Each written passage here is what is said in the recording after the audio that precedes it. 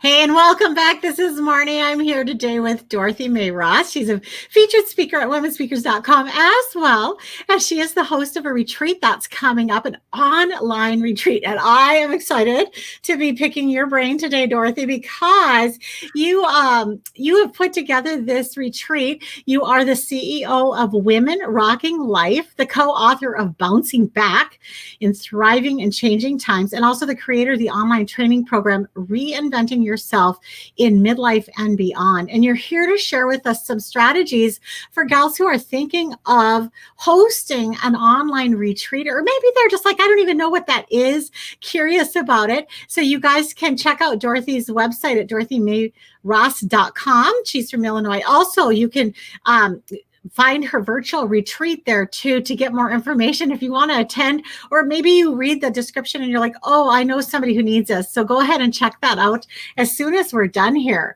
So welcome to you, Dorothy. Hi, thank you for having me. I'm so glad to be here. Well, I'm excited to get to pick your brain on this topic because, of course, as we know, so many of our events have had to go online due to pandemic limitations. And there's just so many gals who are, God is prompting them to do something like this, but they're like, I don't even know where to begin. So I was excited with your event that you're planning, your online retreat. I wondered if you would just share with the viewers today, the listeners, how they can provide their audience with an extraordinary experience. Well, there's a few things you need to do just to start out with, okay? One is you need to think about what it is you really want to achieve. What do you want to get out of this? Are you going into this to build your community, connect with people? You're setting up something online for them to go to later on. It could be various reasons, but think about it and kind of get a book. I've got a book for my retreat, and all I write is everything about the retreat in it. You can do the same thing.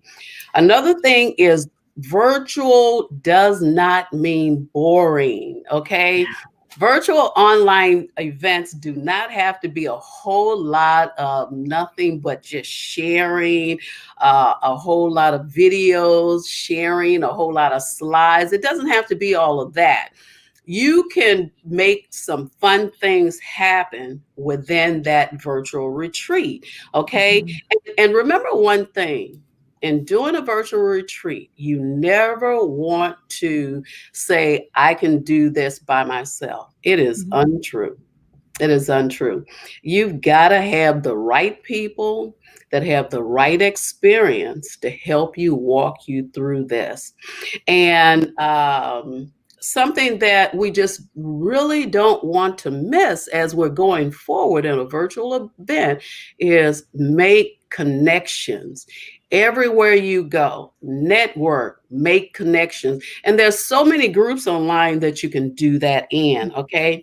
The key content to this is, and I have to read it so I can just stay on point with you guys, okay? No one likes watching a presentation, as I said, made up of seamless and a lot of numbered slides. Don't put your audience through what we call deaf PowerPoint, okay? What matters is letting the presenters and the audience have the most intimate relationship they can with you.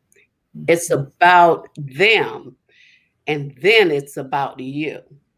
Don't worry about anything. Don't forget the story. Everybody that's putting on a virtual event these days are becoming transparent. We have a story to tell.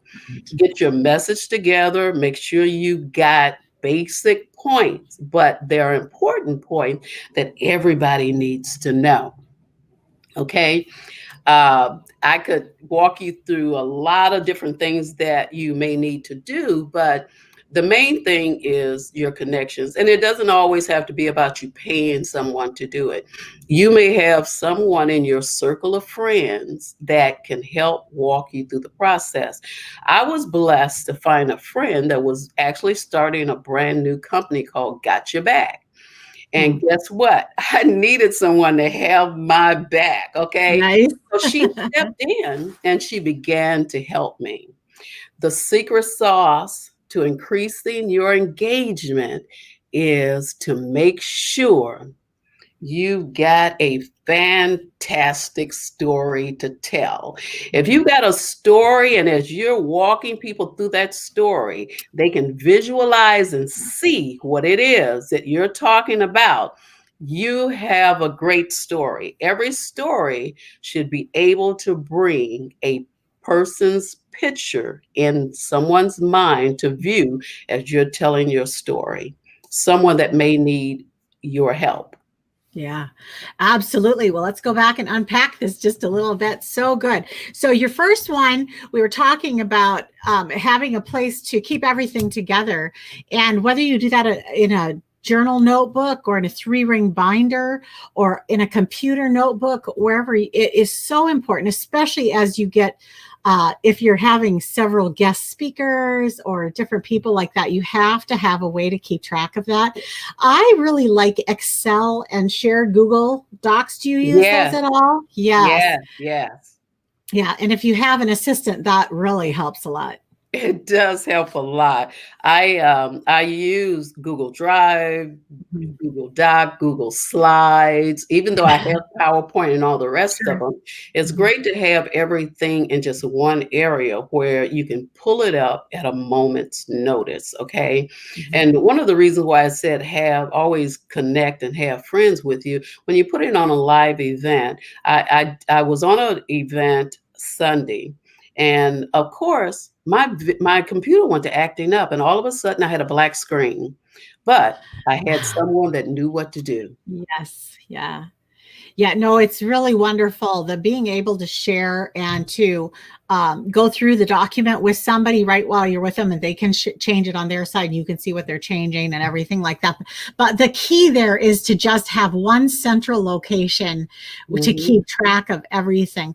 Now, one of the things you mentioned was don't just do death by PowerPoint, and that's such a great point. One of the things that you like to do is include polls or question and answer. So tell us a little bit about that. Yeah, well, what you want to do is you want to find out what's going on with the attendees or the people that you're inviting. So, one of the things that I did was I created a Facebook group. In that group, I started asking people questions.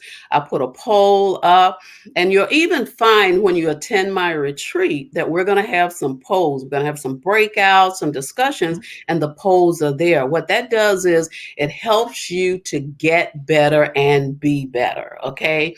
Every time that you decide to come together with an attendee, you know exactly what they want and what they don't want. Mhm. And also, just to do like informal polls as well while you're going along, you can say, when was the last time that you did such and such? Put the answer in the, chat. And that just keeps the engagement up instead of not having them engaged for an hour at a time or whatever. It keeps them engaged and needing to Absolutely. needing to be next to Absolutely. their next to Yeah. their Yeah. yeah, so cool. Talk to us about collaborations. So you mentioned that sometimes there's somebody that can come alongside you and either volunteer to help you or have your back in a different way, and then there's speakers that need to come. So what have you found to be the best way to find collaborators?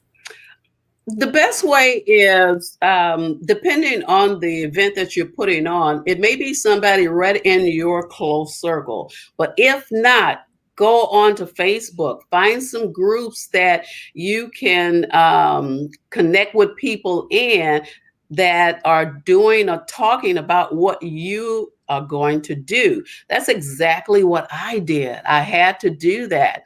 And I've got everybody that I need. I've even asked my speakers if they will volunteer to watch the chat and answer back. We're gonna go live also on Facebook as well. So I need Yeah. someone for Facebook. So I've got all of these areas covered, but I've got a great co-host. Oh my gosh, I got a great co-host that has been doing this for a while.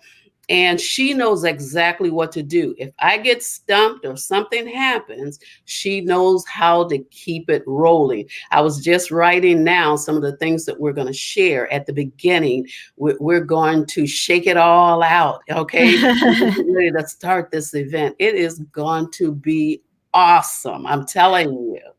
That's so great. So give a shout out to your co-host. What's her name?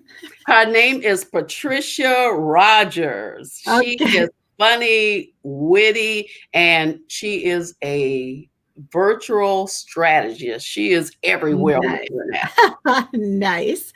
And of course, over at womenspeakers.com, there's a lot of gals who have indicated that they're available for online events too. And you can search that by topic over there too to find speakers and collaborators for your upcoming events that you're hosting.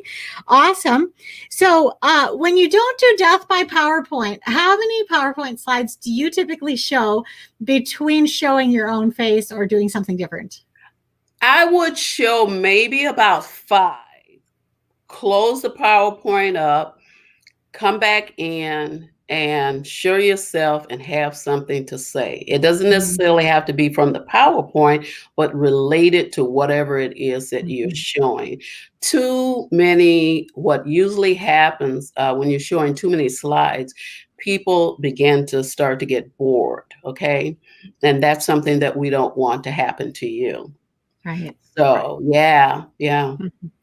And then the one other thing that I wanted to ask you about was the stories. And we've done quite a few trainings on story, talking about how when God wrote the Bible, he could have written a list or a thesaurus or a dictionary, but he didn't. He wrote a storybook.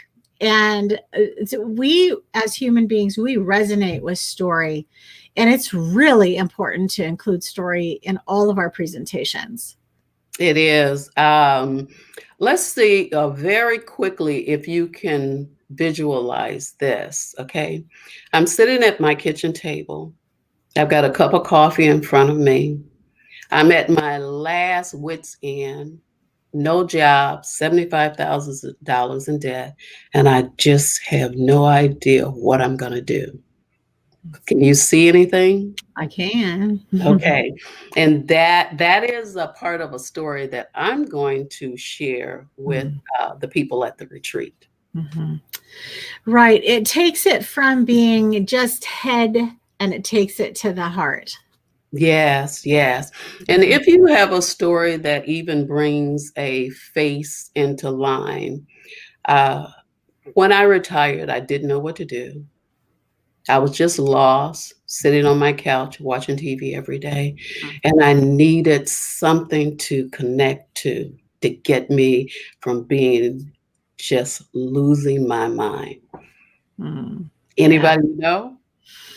Yeah, that's just, it's great. And then, of course, you go on. You don't leave people hanging there forever. You go on and expand on the rest of the story. I love that. I always love that show. And here's the rest of the story. Yeah, absolutely. I actually think that's what heaven's going to be. I think that God is such a lover of story that I think that a lot of what we get to do in heaven is we get to see behind the scenes of our lives, our ancestors' lives, the people in the Bible, God, even we get to see behind the scenes of all the stories that we couldn't make any sense of here. And we'll see it from God's perspective. And I think at that moment, we are going to be just flat out saying, thank you, sorry. So true. A lot of people know that I'm a pastor, and sometimes that pastor role in me comes out. But I love telling stories from the Bible. I think when years and years ago, Blog Talk Radio was a big thing. And I was on Blog Talk Radio every Saturday sharing stories, how to get your strength back. Where is it in the Bible? How to just give up everything and just walk by faith. It's in the Bible, the whole thing. I loved it. Yes. Yeah, so fun. I'm still on Blog Talk Radio every Wednesday. You can join me there Wednesday afternoons at 4:00 Eastern Time for Perspective Transformation with Marnie's friends. Dorothy May Ross, thank you, darling. I do thank you so very, very much for having me on. And you guys want to check out Dorothy's upcoming virtual women's retreat. And you can learn more about her over at dorothymayross.com or at womenspeakers.com. And thank you all for joining us. We'll see you next time. Bye-bye. Thank you.